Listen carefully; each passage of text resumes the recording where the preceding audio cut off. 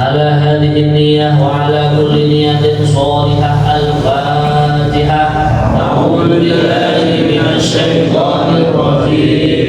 بسم الله الرحمن الرحيم. الحمد لله رب العالمين الرحمن الرحيم مالك يوم الدين إياك نعبد وإياك نستعين اهدنا الصراط المستقيم صراط الذين أنعمت عليهم غير المغضوب عليهم ولا الضالين. Amin. Kita melanjutkan pada ayat 234 ya. A'udzu billahi minasy syaithanir rajim. A'udzu billahi minasy syaithanir rajim. Bismillahirrahmanirrahim. Bismillahirrahmanirrahim. والذين يتوفون منكم ويذرون أزواجا والذين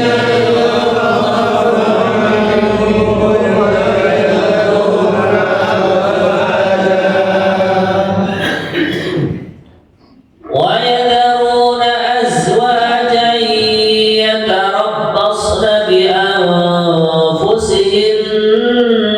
أربعة أشهر وعشرا ويذرون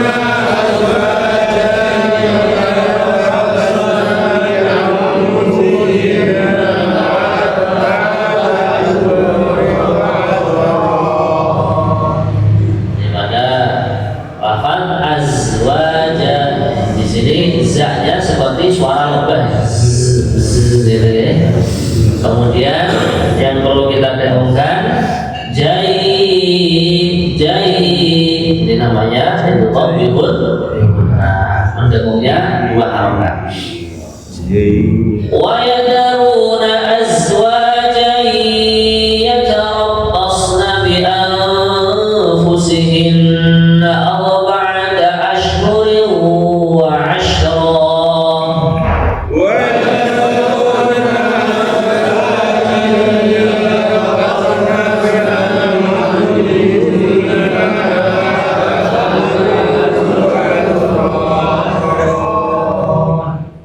فإذا بلغن أجلهن فلا جناح عليكم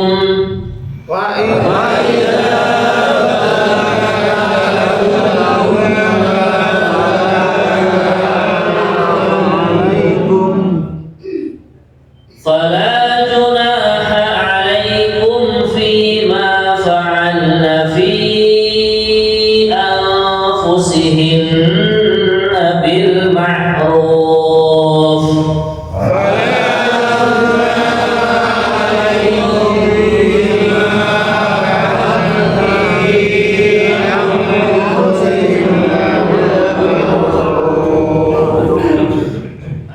Ini ada bacaan kita panjangkan harokat baca ism fasir fi ini 4 harokat ya. Ada matobi itu ya sukun fi ya sukun sebelumnya harokat kasroh. Kemudian ada hamzah anfusihinna, sedangkan hamzahnya berbeda kalimat atau di kalimat yang lain. Fima fa'alna fi anfusihinna bil ma'ruf.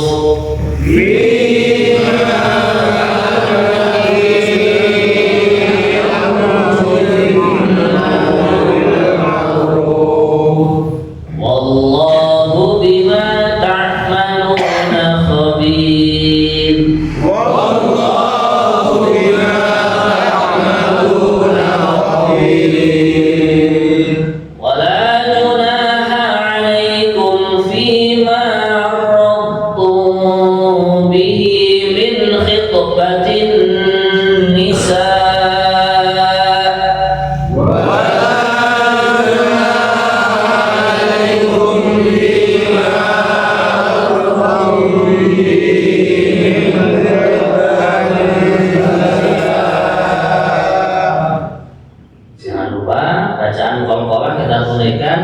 min khitbatin wala junaha alaikum fima arradtum bihi min khitbatin nisa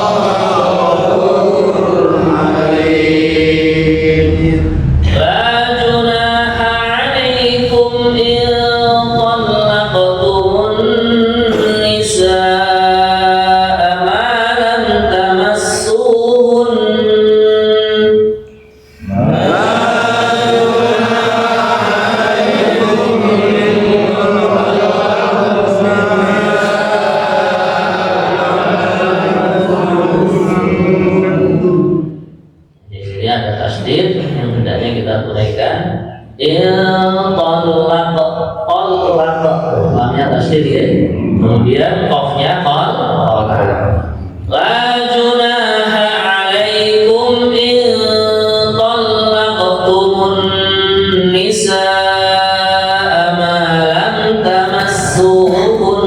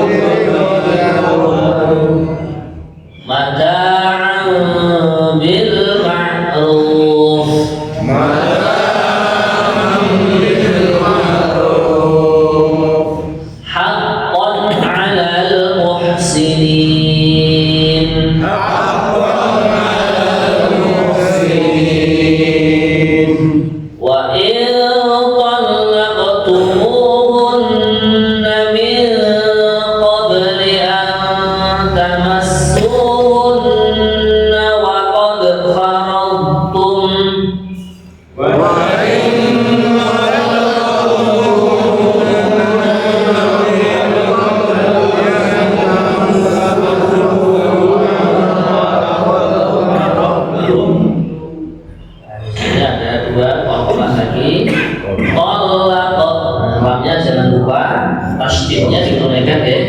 Kemudian qafnya qalqalah. Talaq. Kemudian waqad.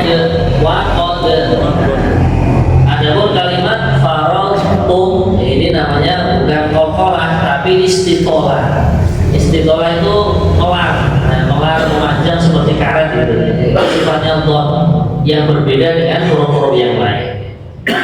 Wa in talaqtumuhunna min qabli an tamassuhunna wa qad faradtum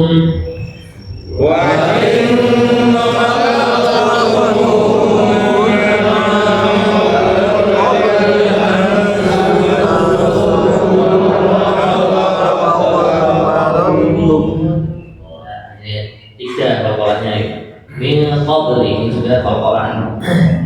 Wa qad faradtum lahunna fariidatan fa nisfu ma faradtum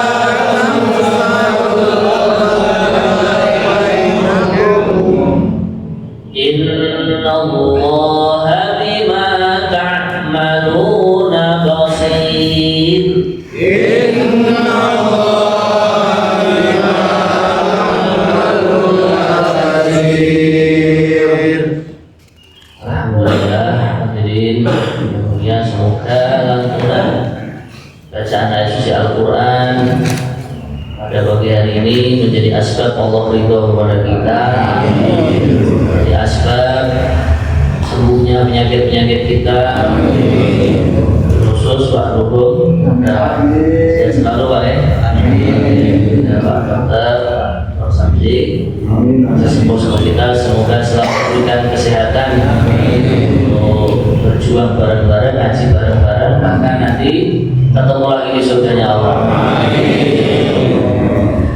Kita bacakan terjemahan dan juga penjelasan tafsirnya. Ayat 234 ayat. Bismillahirrahmanirrahim. Walladzina yutawaffawna minkum wa yadharuna azwajan yatarabbasna bi anfusihinna arba'ata ashhurin wa 'ashra. Ayat 234 yang artinya, dan orang-orang yang mati di antara kalian serta meninggalkan istri-istri, hendaklah mereka atau istri-istri tersebut menunggu 4 bulan 10 hari. Kemudian apabila telah sampai akhir iddah mereka, maka tidak ada dosa bagi kalian mengenai apa yang mereka lakukan terhadap diri mereka menurut cara yang pantas, dan Allah Maha mengetahui apa yang kalian kerjakan. Jadi hadirin yang dimuliakan Allah Ta'ala, ayat ini menerangkan tentang masa iddah bagi istri yang ditinggalkan mati oleh suaminya. Nah, kalau yang mati istrinya, laki-laki nggak ada masa iddah.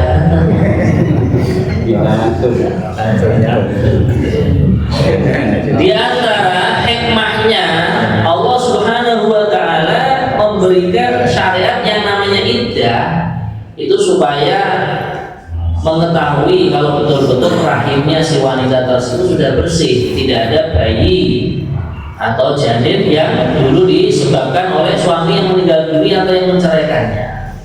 Atau kalau seandainya istri itu sudah menua atau menopause ya, ditinggal mati oleh suaminya, nah ini murni untuk beribadah karena saking sedihnya, saking galaunya, nah maka disyariatkan yang namanya iddah supaya mendekatkan diri kepada Allah.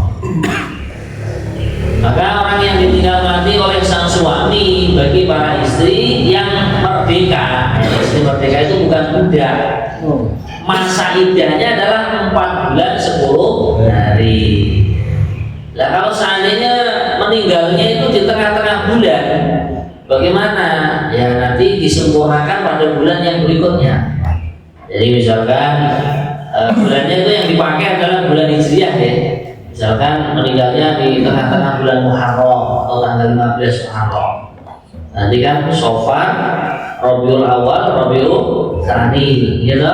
Kemudian tambah 10 hari dari bulan Jumadal Ula, ya.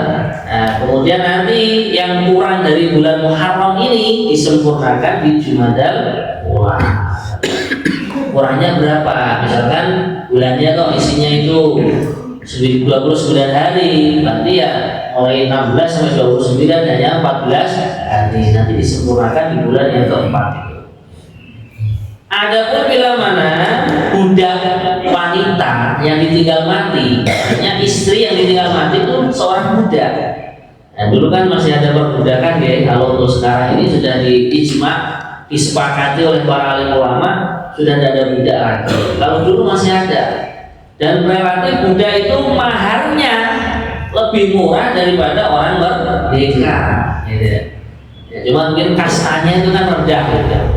Nah ini bila mana ditinggal mati oleh sang suami, separuhnya orang merdeka. Kalau wanita merdeka, iddahnya ditinggal mati suami 4 bulan 10 hari. Kalau budak, istri yang berupa budak hanya 2 bulan 5 hari. Nah kemudian faidah balagna ajalahunna, bila mana telah menyelesaikan masa iddah 4 bulan 10 hari tersebut, Lah kok si istri itu pengen nikah lagi, ya monggo, boleh-boleh saja. Ya. Nah ini kalau sudah sepuh kok masih tetap nikah juga ada masalah.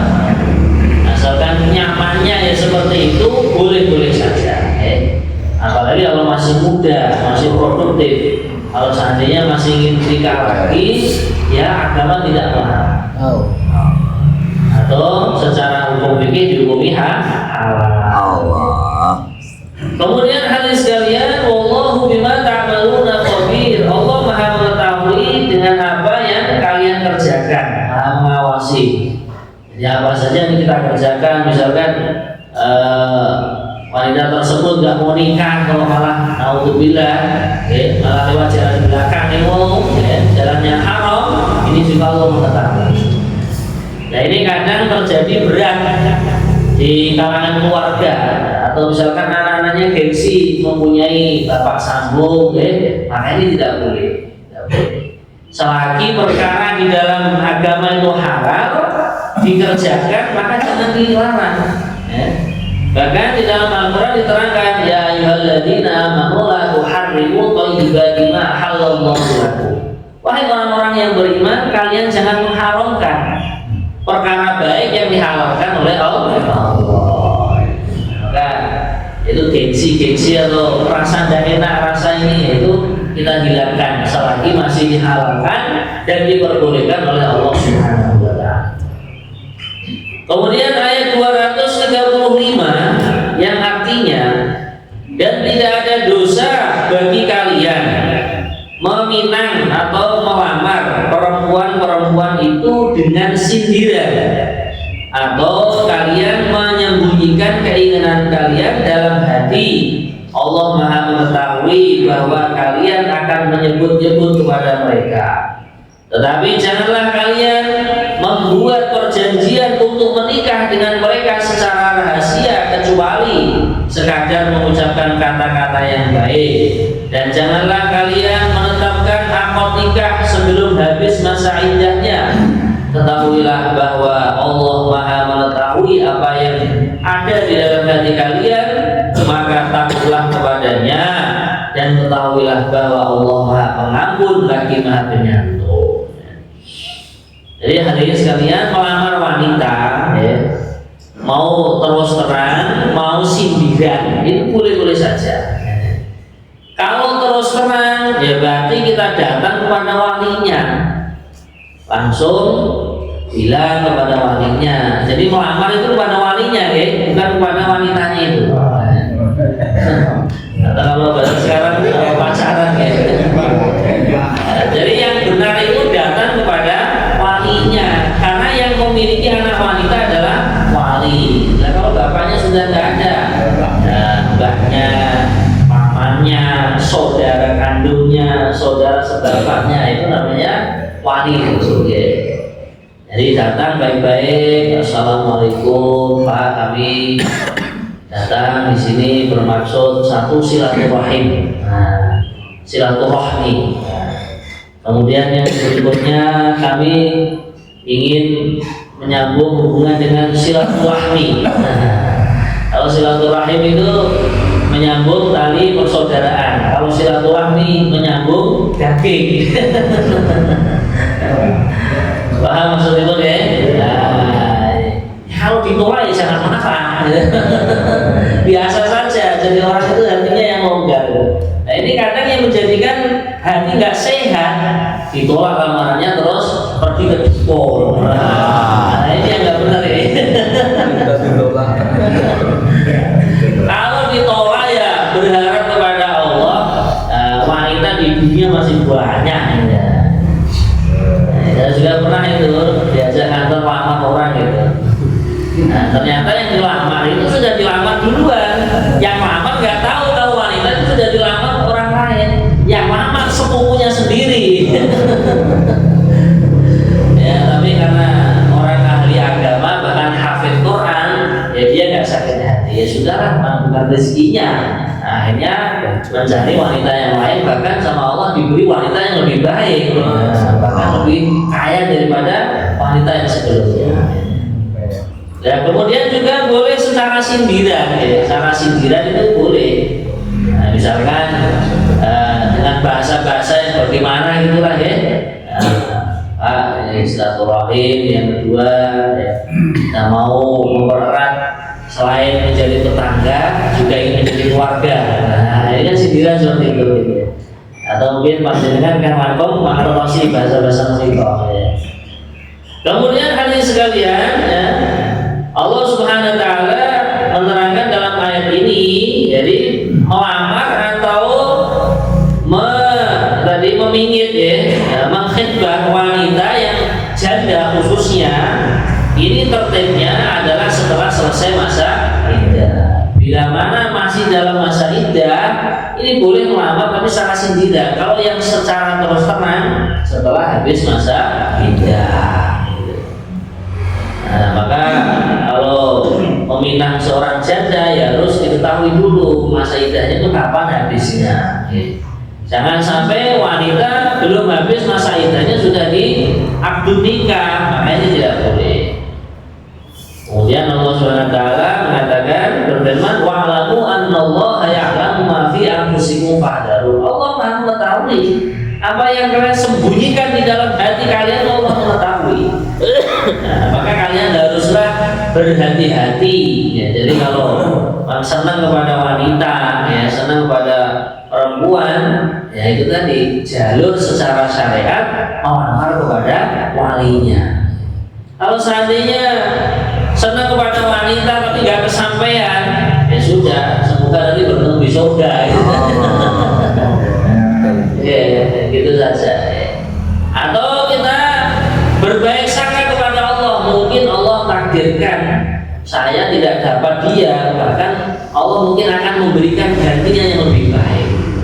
Atau di kedepan harinya, di kemudian harinya, kalau saya menikah dengan wanita itu yang nggak jadi itu, nah mungkin saja ada hal-hal yang tidak menjadikan keberuntungan dalam kehidupan rumah tanggaku. Intinya apa? Kalau tidak ditakdirkan oleh Allah, tetap hati berhusnudzon, berbaik sangka kepada Allah.